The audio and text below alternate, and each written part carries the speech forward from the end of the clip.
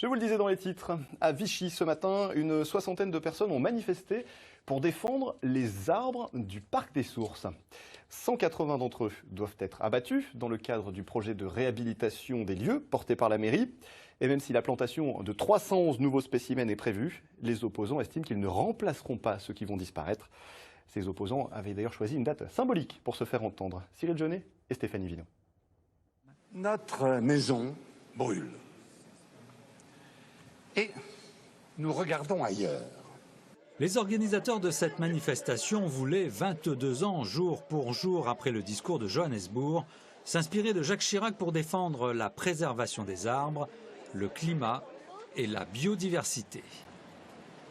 L'urgence climatique aujourd'hui, elle est là parce qu'on est dans une logique de destruction, de ne pas considérer le vivant dans nos calculs économiques de PIB, etc. On ne comptabilise pas les services rendus par la nature et on ne comptabilise pas non plus ce que l'on s'enlève à nous-mêmes lorsqu'on détruit la biodiversité, lorsqu'on abîme le climat, etc.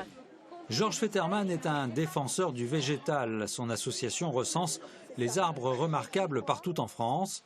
Des individus qui, comme nous, vieillissent, connaissent la maladie, mais qu'il faut conserver le plus longtemps possible.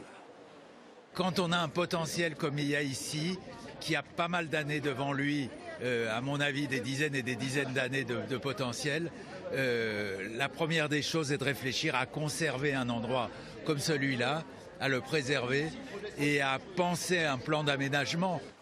Mais convoquer Jacques Chirac, était-ce bien nécessaire? Tout autour du chantier, la ville l'affiche, il y aura plus d'arbres replantés que ceux qui seront coupés pour un grand projet reliant les berges de l'Allier au parc des Sources.